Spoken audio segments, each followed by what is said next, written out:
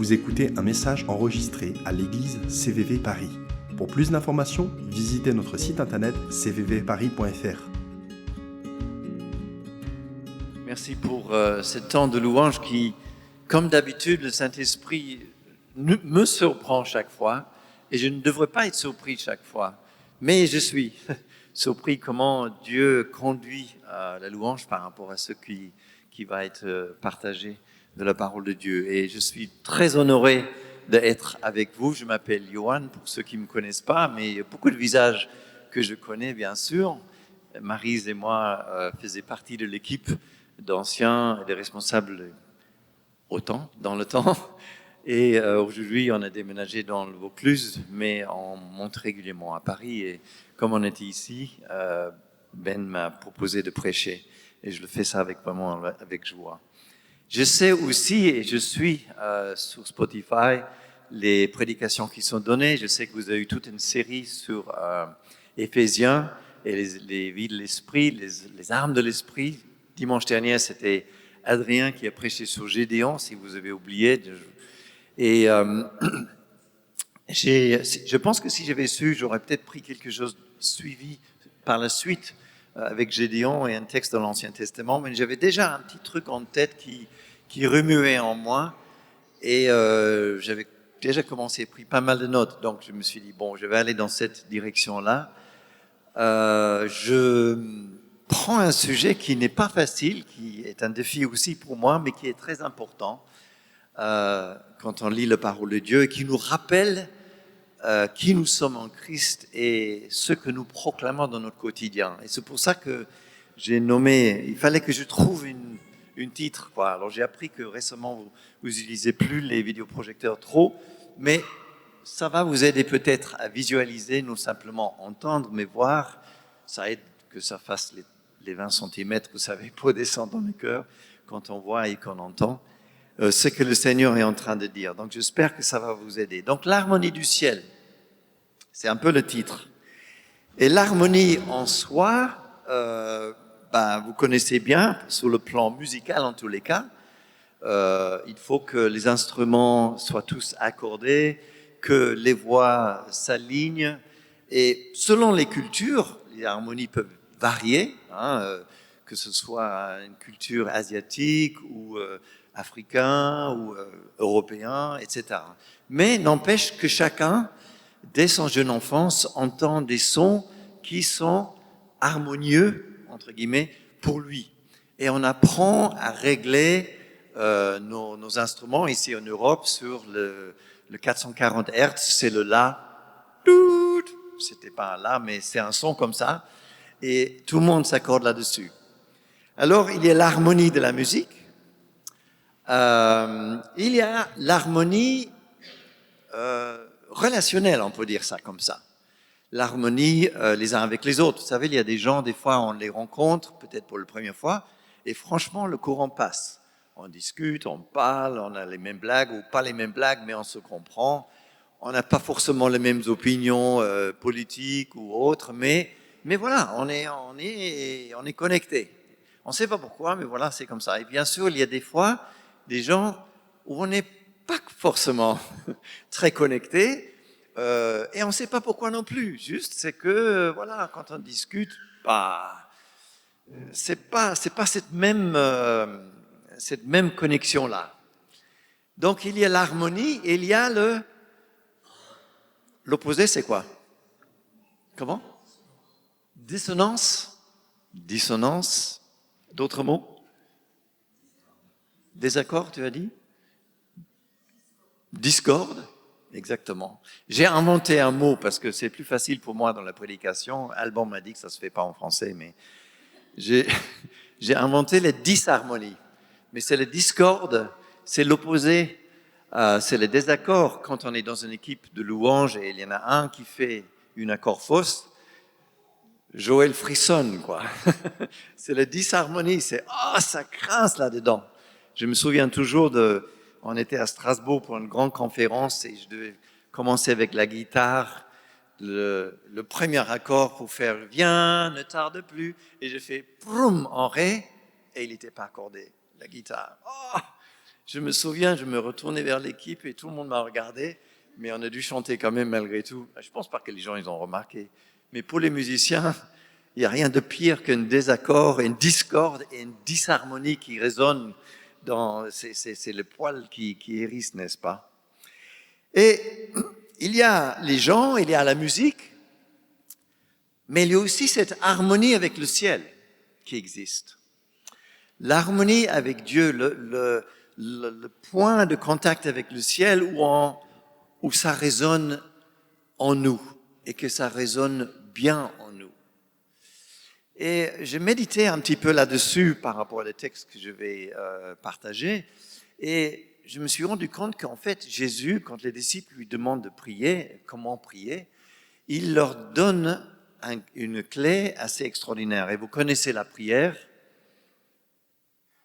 Notre Père, qui es aux cieux, que ton nom soit sanctifié, que ton règne vienne, que ta volonté soit faite sur la terre comme au ciel. Après, donne-nous notre pain de ce jour. Pardonne-nous nos offenses, comme nous nous pardonnons aussi à ceux qui nous ont offensés. Ne nous soumets pas à la tentation, mais délivre-nous du mal, car qui appartiennent la règne, la puissance et la gloire au siècle des siècles. Amen.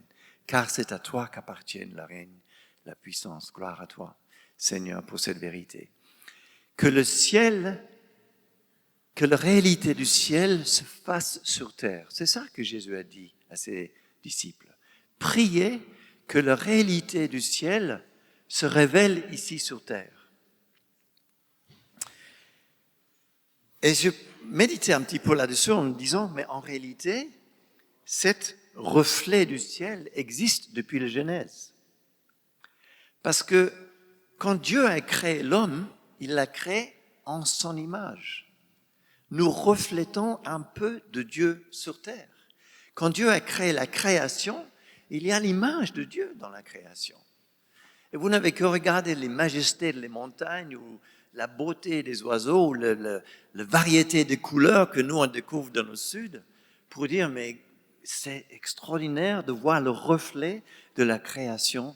Alors nous on n'adore pas la création, la création n'est pas Dieu, mais il y a le reflet du Créateur dans sa création. Et il y a le reflet du Créateur en nous puisque nous sommes sa création.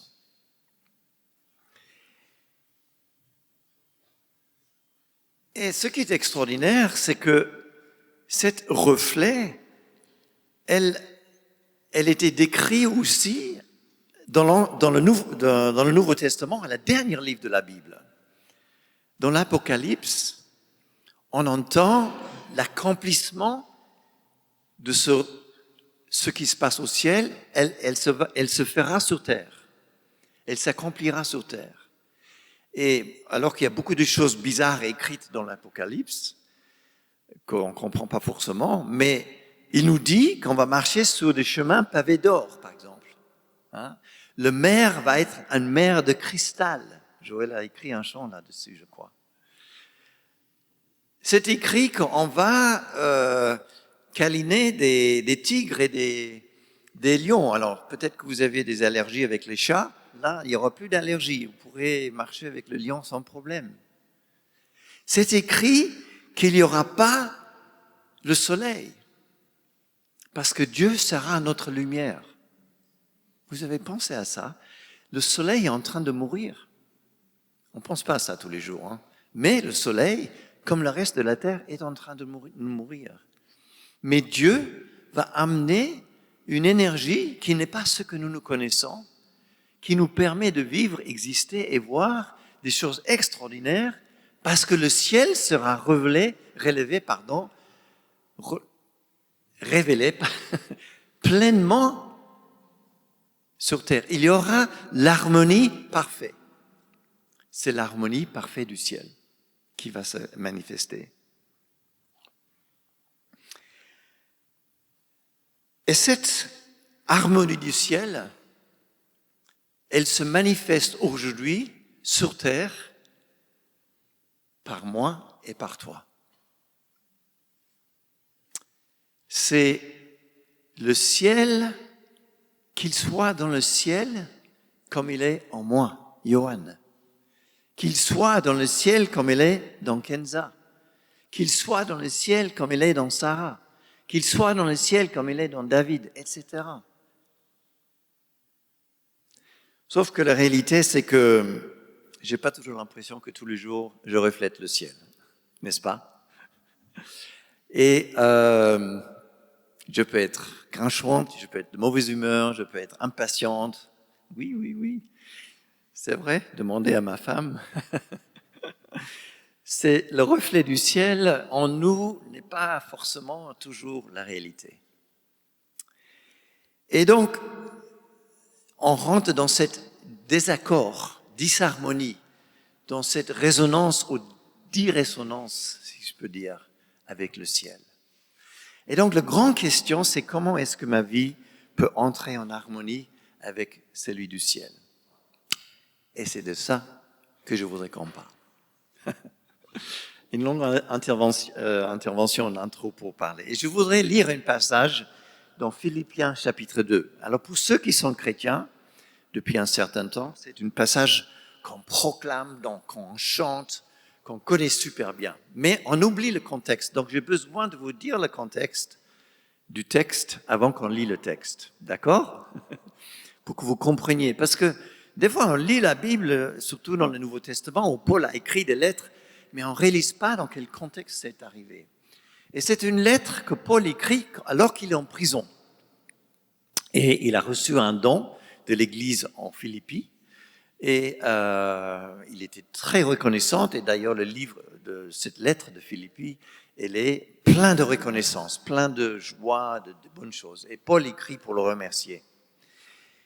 Mais il faut savoir une chose par rapport à cette église et de location de cette église. Alors, j'ai mis une carte qu'on ne voit pas très bien, mais Philippi, il est tout en haut. C'est une photo Google Maps, hein. Tout en haut, il y a un point rouge un peu en haut à droite, là. Peut-être que vous voyez un peu les Thessaloniques, qui est un peu en haut de la mer Égée. Là, vous avez la Grèce. Tout en bas, c'est l'Athènes. Et on ne voit pas sur la carte, mais évidemment, de l'autre côté de la mer, vous avez l'Italie. D'accord? Donc, vous situez un petit peu globalement la carte. C'est important de réaliser que l'Italie, elle n'est pas là parce qu'à cette époque-là, c'était l'Empire romain. Donc, l'Empire romain avait l'autorité sur la Grèce et sur les Thessaloniques et sur les Philippies, qui est tout là-haut, dans le coin là-haut. Donc, loin de l'Italie.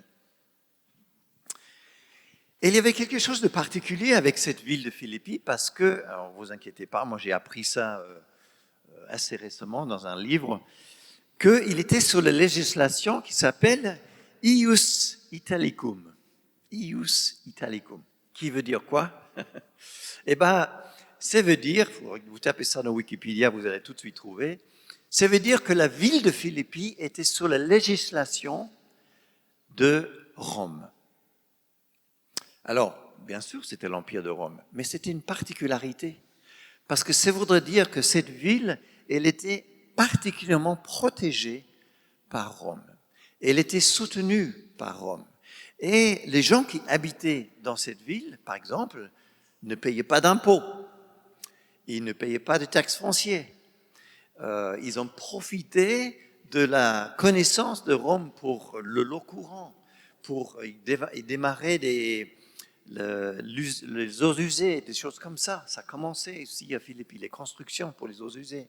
Donc, ils ont bénéficié de le savoir de l'Empire de Rome et de la protection de Rome. Pour une raison quand même assez importante, ils étaient juste à côté des mines d'or et d'argent. Donc, je pense que Rome était intéressée, n'est-ce pas? Mais voilà, ça n'empêche que quand tu vivais en Philippi et quand tu étais né en Philippi, tu étais fier. Parce que tu avais cette protection particulière et cette mode de vie particulier. Mais ça veut dire quoi pour les gens qui habitaient en Philippi? Eh bien, ça voudrait dire que ces gens-là étaient extrêmement reconnaissants envers Rome et envers le César. Et comme tous les Romains, et comme beaucoup des les responsables et les autorités de l'époque, ils étaient considérés comme des dieux. Et donc les gens de Philippi faisaient quoi? Ils adoraient César. Normal. Il nous pourvoit, il nous protège, il nous donne ce qu'il nous faut pour tous les jours. Et en cas de difficulté, il y a son armée qui est là. Et ce n'était pas anormal à l'époque, et dans les temps des pharaons, vous le savez peut-être, on considérait que ces hommes étaient des dieux. Et donc les gens adoraient César. Peut-être d'autres dieux en plus, mais César était peut-être en haut de la liste. Donc on a un contexte intéressant ici à Philippi où les gens ont cette ambiance de la ville, cette protection, cette richesse, cette bien-être, avec César qui est le premier à être adoré. Et Paul, il écrit en chapitre 2, verset 9, « C'est aussi pourquoi Dieu c'est Jésus dont il parle, l'a élevé à la plus haute place et lui a donné le nom qui est au-dessus de tout nom, afin qu'au nom de Jésus, chacun plie le genou dans le ciel, sur la terre et sous la terre, et que toute langue reconnaisse que Jésus-Christ est le Seigneur à la gloire de Dieu le Père. » Wow! Amen. Mais, qu'est-ce que Paul est en train de faire? Il est en train de leur dire exactement l'opposé de ceux qui sont dans le cadre dont ils sont en train de vivre, de dire non, on n'adore pas César, vous adorez Jésus-Christ qui est le Seigneur de toute situation, au-dessus de toute autorité. Donc, je ne sais pas si vous voyez un petit parallèle avec nous aujourd'hui, quoi. Et c'est pour ça que je me suis donné le défi de parler sur ce sujet aujourd'hui, parce que en écoutant les infos, en parlant avec les gens autour de nous, il y a énormément de crainte et d'inquiétude. La guerre est à notre porte. Des autorités, des dictateurs, des présidents qui font des choses dont on ne comprend pas toujours, et on n'a pas besoin de comprendre, mais ça nous met quand même dans des situations compliquées, intérieurement, en tant que chrétiens. Et on s'est dit, que faire? J'en parlais il n'y a pas longtemps avec quelqu'un qui connaît Dieu depuis très longtemps et qui me dit, mais je ne sais comment prier. Je ne sais pas quoi dire, quoi penser. On est dans une situation tellement complexe, financièrement, avec le monde, etc. Sans parler du prix du pétrole et la guerre qui va reprendre peut-être là-bas, on n'en sait pas. La situation dans le monde aujourd'hui crée des tensions et des difficultés complexes. Et il y a la crainte et l'inquiétude. Et en parallèle à ça, c'est ça le paradoxe, nous vivons nos vies, je dirais globalement, bien quand même. On a un appartement, une maison, un lieu pour vivre, on a la nourriture, on a un travail, on a un salaire. Si je pense juste à Paris, on est protégé, on est en forme. Et notre louange et notre adoration, elle est dirigée vers qui? Envers Jésus-Christ, qui est Seigneur. Envers Jésus-Christ, qui est Seigneur. Et c'est là où je vois le parallèle avec les gens en Philippi. Parce qu'ils étaient dans un contexte bien, avec un empire romain qui grandissait, il y avait des guerres à l'époque, mais qui continuait à louer les autorités, alors que les chrétiens, ils étaient appelés à changer leur regard, leur vision, pour louer Dieu seul. Et c'est pour ça que Paul écrit cette lettre, pour leur rappeler leur position et la position de Jésus dans la société d'aujourd'hui. Et nous, on est appelés constamment, et c'est pour ça que j'étais tellement content avec la louange, de tourner nos regards vers celui qui est assis sur le trône, on l'appelle l'agneau sur le trône. C'est une image biblique pour ceux qui ne le savent pas, pour proclamer qu'il est le Seigneur au-dessus de tout. Et qu'aujourd'hui, oui, il y a des autorités, il y a des dictateurs, il y a des présidences, il y a des guerres, il y a des situations compliquées, mais Jésus-Christ est Seigneur au-dessus de tout. Et je ne sais pas quelle situation où tu te trouves ou quelle angoisse que tu te trouves, mais Dieu nous rappelle, non simplement le dimanche matin, mais toute la semaine, Christ est le Seigneur. Et la prochaine fois que tu vois les infos et tu te poses des questions, dites-le toi-même. Jésus-Christ est Seigneur dans cette situation. C'est très important. Et donc, il y a cette disharmonie entre les gens de Philippi et les chrétiens. Il y a cette disharmonie entre l'Église d'aujourd'hui et le monde extérieur autour de nous. Elle est là, elle est réelle. Il y a une dissonance, merci, un désaccord. Il est là. Et ce qui est extraordinaire, c'est que les gens le sentent. Parce qu'il disait aux gens de Philippi, vous êtes des gens bizarres, quoi. Enfin, franchement, César, c'est le premier. Et les gens, ils peuvent nous dire la même chose. Franchement, il faut que vous vous rejoigniez à une politique. Soit à des gens qui se soumettent jamais, soit à d'autres qui sont toujours soumis. J'en sais rien, hein, je vous dis pas de la politique. Mais voilà, il faut agir, il faut réagir, il faut faire quelque chose. Et nous on dit, alors je ne suis pas en train de dire qu'il ne faut pas faire la politique, mais on dit, au-dessus de ça, il y en a un qui a des choses en contrôle, et c'est Jésus-Christ. Et on est obligé de revenir là-dessus. Et Paul dit autre chose de plus intéressant là-dedans. Parce qu'il dit, tout genou pliera le ciel, sous la terre, sur terre et dans le ciel. Autrement, il est en train de dire quoi? Il dit, il n'y a pas une domaine, il n'y a pas une région, il n'y a pas un espace spirituel comme physique où où Jésus-Christ ne sera pas Seigneur. Et vous savez qu'aujourd'hui, bien sûr qu'il y a l'espace physique où il y a la guerre. Et bon, ça c'est des choses dont on en voit. Il y a un espace spirituel où il y a la guerre. N'est-ce pas? Et quand on est chrétien, et quand on a cette seigneurie dans nos cœurs et nos vies, on le vit dans notre travail. On le vit dans notre quotidien parce qu'on se confronte avec un monde spirituel. Qu'elle soit hindou, qu'elle soit bouddhiste, qu'elle soit islam, quel que soit le monde, il y a un esprit qui veut envahir la terre. Mais Jésus-Christ est Seigneur. Jésus-Christ est Seigneur dans le ciel, sur terre et sous la terre. Il n'y a pas un endroit où Christ n'est pas Seigneur.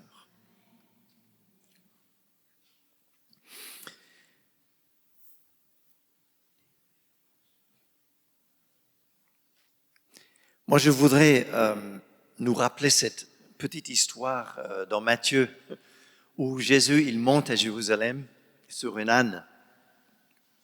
Et vous vous souvenez que il y a les enfants qui jettent des palmes devant Jésus et ils disent « Roi des rois », ils rentrent dans Jérusalem.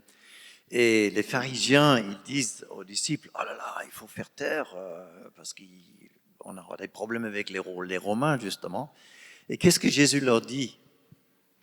Il leur dit « S'ils ne proclament pas que je suis roi des rois et seigneur des seigneurs, les pierres le feront. » Alors, il n'y a rien de plus inanimé qu'une pierre, n'est-ce pas? Et moi, dans le sud, j'ai beaucoup de choses à faire avec les pierres. Je n'arrête pas de travailler avec. Et je pensais à ça. Les pierres crieront.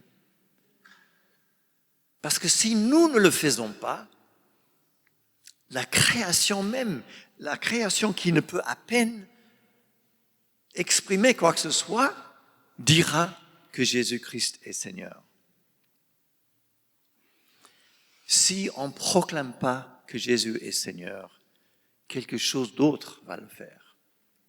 Alors j'ai trouvé cet exemple comme pour nous aider. C'est un diapason. En fait, j'ai oublié de regarder dans mon boîte de guitare. Je crois que je l'ai encore, mais ce n'est pas quelque chose qu'on utilise beaucoup aujourd'hui. Aujourd'hui, tout est électronique. Mais dans le temps, on utilisait un diapason pour la musique, pour s'accorder, pour créer l'harmonie. Est-ce qu'il y a quelqu'un qui ne connaît pas ce qui est un diapason? Peut-être il y a une jeune génération, je ne sais pas. Tu ne sais pas. Un diapason, c'est comme une fourchette comme ça, avec un petit bulle au bout. Et le but, c'est de le taper contre quelque chose de dur. Et après, je le pose sur ma guitare et j'entends un son. Et le son, c'est le La, à 440 Hz, donc. Et ça nous permet de m'accorder ma guitare. Donc, je fais le La sur la guitare. Et du coup, je peux faire le Mi, le Ré, etc. Et bien l'accorder correctement. Mais ce qui est important, c'est que les autres instruments font la même chose. Alors, autrefois, on accordait les pianos comme celui-là, là-bas, là, avec une clé à La. Il existait d'autres clés, il existait des clés si bémol, etc., pour d'autres instruments. Mais globalement, on utilisait le La et on accordait tous les instruments pour qu'elles soient de la même résonance. D'accord? La chose bizarre avec le clé de ce diapason, comme on l'appelle, c'est que quand tu la tapes, tu ne vois rien et tu n'entends rien. C'est bizarre, hein? C'est tellement infime le mouvement, et si tu veux vraiment voir que ça bouge, en fait, il faut le mettre dans l'eau pour voir la vibration. Peut-être que même tu pourrais le filmer avec ton iPhone aujourd'hui en lente ou rapide et puis regarder lente, je ne sais pas si ça marcherait. Mais c'est pour dire que tu ne vois pas les vibrations. Tu es obligé de ramener le diapason vers ton oreille, tout proche, pour l'entendre, ou bien tu peux le mettre sur ta tête comme ça, et là c'est toute ta tête qui résonne le La. Et bien sûr, il faut le mettre sous la coffre de ton instrument, sous ta guitare, etc. Et tu vas entendre le La. Ce que j'essaye de dire à travers ces textes, et ce que je pense que Paul essaye de nous dire, c'est que il y a un moment, il y a un instant qui va arriver, il n'est pas encore là, où tout genou pliera le genou. C'est pas est-ce que tout genou va pliera le genou. C'est pas peut-être que si j'ai envie ou pas envie. Non, c'est que tout genou pliera le genou parce que tout le monde est en même résonance, en même harmonie. Tout le monde comprend la situation et la seigneurie de Jésus et pliera volontairement le genou parce qu'il est Seigneur. Et cette résonance du ciel que Jésus-Christ est Seigneur existe depuis jadis. Et je voudrais donner juste rapidement 3 exemples de cela. Le premier, c'est un passage qu'on lit dans Job. Job, pour ceux qui ne le savent pas, c'est un livre dans l'Ancien Testament. C'est un homme qui est très pieux. Il fait une bêtise. Enfin non, il ne fait pas de bêtise, mais il a des problèmes dans sa vie, de maladies, etc. Et ses amis viennent le voir et disent « Job, tu as fait une bêtise et donc Dieu est fâché avec toi. » Et Job dit « Non, je n'ai rien fait de mauvais. » Ses amis disent « Oui, tu as fait quelque chose de mauvais. » Et en fait, tout le livre, c'est oui, non, oui, non. Et puis à un moment donné, là-dedans, Dieu apparaît. Et il dit à Job, dans chapitre 38, c'est un très bel passage, vous pouvez le lire à votre aise à la maison, mais je vais vous le lire rapidement. Il dit à Job, « Où étais-tu quand j'ai fondé la terre? Déclare-le, puisque tu es si intelligent. Qui a fixé ces dimensions? Tu le sais, n'est-ce pas? Ou qui a déplié le ruban à mesurer sur elles? Sur quoi ces bases reposent-elles? Ou qui en a posé la pierre angulaire, alors que les étoiles du matin éclataient ensemble en chant d'allégresse et que tous les fils de Dieu poussaient des cris de joie? Où est-ce que tu étais? » C'est un magnifique passage. On voit l'immensité, la grandeur de Dieu là-dedans. Mais je voulais juste relever cette phrase-là que Dieu dit.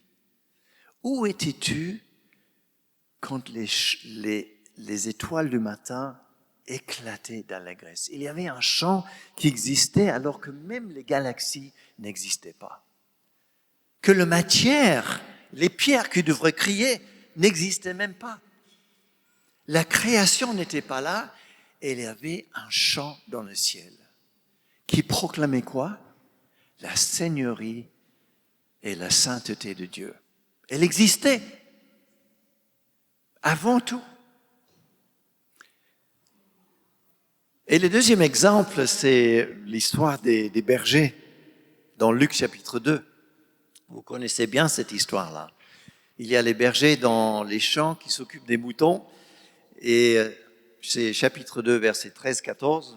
Tout d'un coup, il y a une foule d'anges qui, c'est l'armée céleste qui se joignait à l'ange et qui adressait de louanges à Dieu en disant « Gloire à Dieu dans le lieu très haut, paix sur la terre et bienveillance sur les hommes. » J'adore ce passage. Chaque fois, c'est Noël, je pense à ce petit passage. Parce qu'il n'y a rien de plus mondain et de plus basique, enfin, si je peux dire, de s'occuper des moutons qui dorment. C'est vrai. C'est-à-dire, c'est la nuit. Les moutons dorment. Et il y a des bergers qui, probablement, ont la même discussion que la nuit d'avant. Tiens, tu as oublié ton sandwich. Bon, tu en partages le mien. Tiens, le mouton, un tel, a cassé le pattes. Tiens, celui-là, il est devenu blanc. Je ne sais pas de quoi il parle, mais il y avait des trucs. C'était vraiment les bergers dans les champs où il n'y a rien. Et nous, dans le sud, maintenant, on a découvert les nuits noires. On n'a pas ça à Paris, mais les nuits où il n'y a rien, c'est noir, noir, noir. Et tout d'un coup, là-dedans, paf, le ciel qui arrive, la lumière, c'est le spotlight, quoi, sur les bergers. Gloire à Dieu dans les dieux très hauts, quoi. Attends, il y a les moutons, là. Non, non. Paix sur la terre.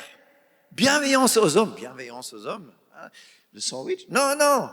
C'est bien plus que ça. Il y a quelques kilomètres de là, il y a quelqu'un qui est né. Vous n'êtes pas au courant. Vous êtes dans votre vie mondaine de tous les jours, de vous occuper de vos moutons, c'est le cas de le dire. Et il y a quelque chose qui se passe. Il y a quelque chose d'extraordinaire qui se passe. Et le ciel est tellement joyeux, il ne peut pas contenir le ciel. Et le ciel s'explose sur la terre. La lumière jaillit sur ces, j'allais dire, pauvres moutons et ces bons bergers.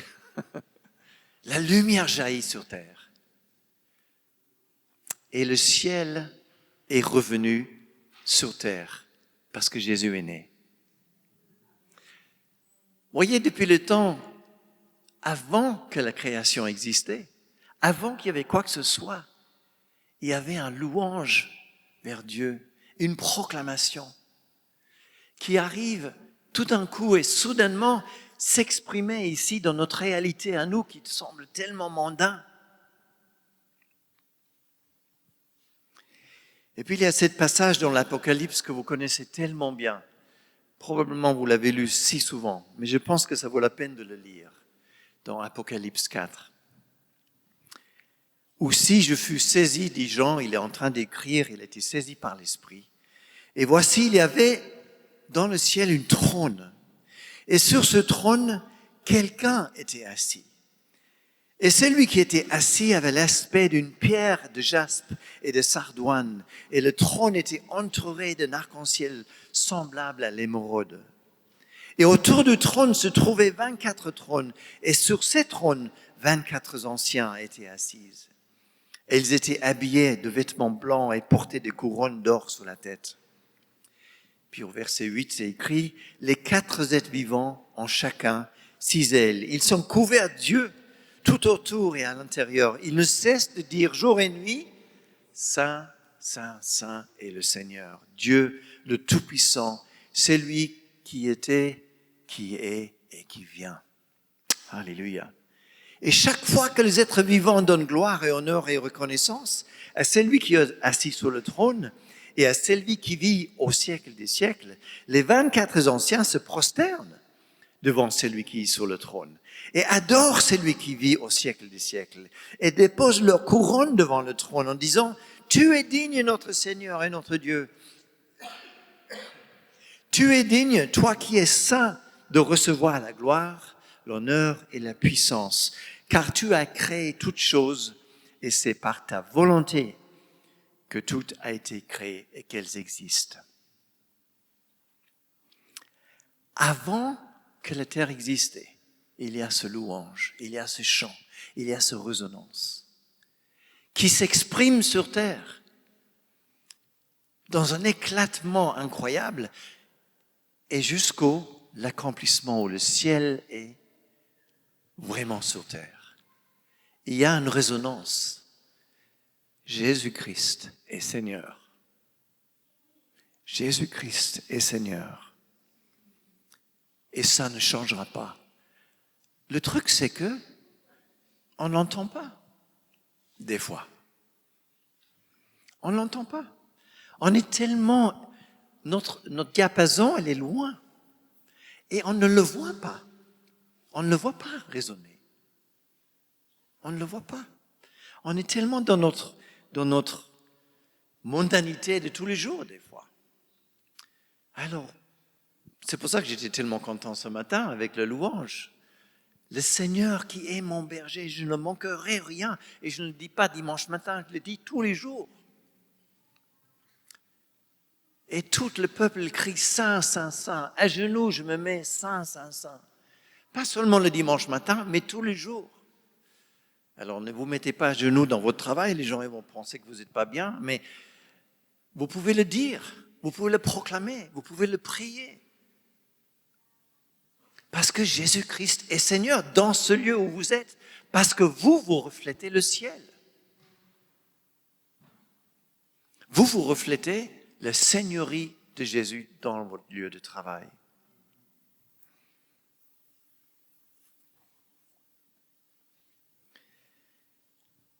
Ça veut dire aussi apprendre à entendre le diapason. Ça veut dire de ramener régulièrement le chant de l'Éternel vers mon oreille. Ou même plus, c'est laisser le diapason me toucher la crâne pour que je résonne à la résonance du ciel. Parce que c'est ce résonance-là que les gens sentent, c'est ce résonance-là que les gens entendent, et c'est ce résonance-là que les gens ne comprennent pas. Et c'est normal. Ils ne peuvent pas le comprendre parce qu'ils ne le connaissent pas. Ce qui ne veut pas dire qu'il ne faut pas le faire. Ramener les diapasons vers soi.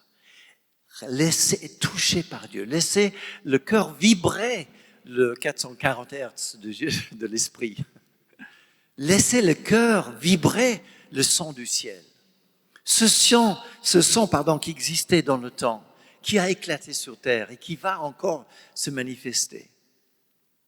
Ça veut dire laisser l'impatience, laisser, des fois, on n'arrive pas à être généreux dans notre temps, dans notre argent. Laisser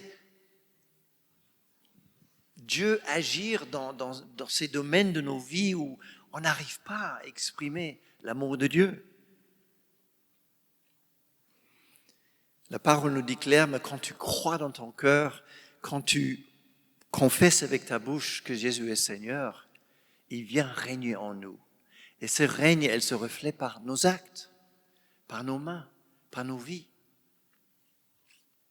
Et ça, c'est l'harmonie du ciel en nous. Donc, dans ces cas-là, qu'est-ce que c'est la disharmonie ou le désaccord ou la dissonance? Moi, je me rends compte, et je ne suis probablement pas le seul, que dans le quotidien, des fois, la disharmonie, elle règne en moi. On est tous des hommes et des femmes, n'est-ce pas? On est tous des gens où on est tellement pris dans notre travail, dans notre quotidien, dans le stress de nos journées, quel qu'il soit. Et du coup, on laisse éloigner, si je peux utiliser cette image, on laisse éloigner le diapason de nos cœurs. Et on n'entend plus le la du ciel. On n'entend plus le son. Et on ne le voit plus. Et il y a quelque chose d'assez extraordinaire avec l'oreille humaine, parce que les musiciens, vous savez, constamment, ils ont le la dans la tête. Et ils le ramènent pour accorder leurs instruments. Mais il y a quelque chose d'intéressant avec ça, c'est que si tu laisses le diapason loin de ton oreille trop longtemps, tu oublies le la. Tu oublies le la. Et moi, j'ai l'expérience personnelle parce que avec la louange et tout ce que je faisais au niveau de la musique, etc. avant, je pouvais m'accorder ma guitare sans problème, sans écouter le diapason parce que j'avais le la. Aujourd'hui, j'utilise beaucoup moins ma guitare parce que je suis en train de construire des murs en pierre et faire d'autres choses dans la maison. Et je me rends compte qu'elle n'est pas accordée au la. au-delà de la 440 Hz. Mon gendre et ma fille qui habitent à Villejuif, ils ont une guitare et je l'accorde pour chanter des chansons et des cantines avec mon petit-fils. Il n'est pas du tout accordé au-delà. Ça veut dire quoi ça? Ça veut dire qu'on peut s'accorder et désaccorder avec tout le monde. On peut avoir un son qui n'est pas du ciel parce qu'on l'éloigne de nous. On laisse les choses comme l'impatience. On n'est plus généreux avec notre temps, avec notre argent. On ne sait pas entrer dans le monde du pardon, les uns avec les autres. On a du mal avec. Parce que le là est éloigné. Je ne veux pas dire qu'on n'est plus chrétien, ça ne veut pas dire qu'on n'est pas aimé par Dieu, ça ne veut pas dire qu'on ne va pas aller au ciel, etc. Ça n'a rien à voir. Ça a à voir au fait que notre vie ne reflète pas le ciel sur terre pleinement comme Jésus voudrait que ça continue à se faire. Gardez le diapason proche de son oreille. C'est intéressant comment cette image du diapason reflète ma position un petit peu avec le ciel, n'est-ce pas? Et Jésus nous dit dans l'Apocalypse, « Je suis à la porte et je frappe. » Et j'ai envie de dire ce matin, je ne sais pas du tout le monde, je ne vous connais pas plus maintenant comme avant, mais si vous êtes nouveau ou si vous faites un chemin avec Dieu et vous sentez que le Saint-Esprit vous parle ou qu'il y a une résonance dans votre cœur, et nous on l'appelle le Saint-Esprit parce que c'est une image de la Trinité de Dieu, si cette voix parle dans ton cœur, dis oui, parce que c'est la résonance du ciel qui veut résonner en toi. Et accepte Christ comme Seigneur et Sauveur. Et non pas les Césars de ce monde, et les puissances et les religions de ce monde. Mais laisse le Seigneur des Seigneurs rentrer dans ta vie et devenir Seigneur de ta vie. Ça, c'est la première chose. Mais la deuxième chose, c'est que nous tous, il y a des moments où on s'éloigne du diapason. Et ce matin, j'ai juste envie de dire, prends du temps, prends un moment. Et je ne sais pas exactement comment vous fonctionnez, s'il y a encore une équipe de prière, je pense qu'il y a peu d'avoir des gens qui prient. Mais prends du temps et demande peut-être la prière pour que vous vous rapprochiez du diapason. Que vous entendez à nouveau la résonance du là du ciel. Que vous vous rappelez à nouveau que ce chant qui existait avant que toi et moi et la terre existaient, elle s'est fait réalité chère sur terre à travers de Jésus. Et elle va continuer encore dans l'éternité. Prends le temps de revenir au pardon. Prends le temps de revenir à la générosité. Prends le temps de revenir à la patience. Prends le temps de laisser le Saint-Esprit agir en toi et refléter ce qui est le ciel dans ta société, dans notre société d'aujourd'hui. Le monde vit dans la peur et la crainte. Et nous vivons, malgré les infos, malgré les situations que nous entendons autour de nous, malgré l'avenir, nous vivons dans une réalité où Jésus-Christ est Seigneur à la gloire du Père.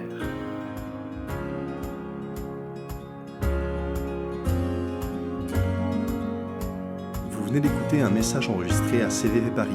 Pour plus d'informations, visitez notre site internet cvvparis.fr.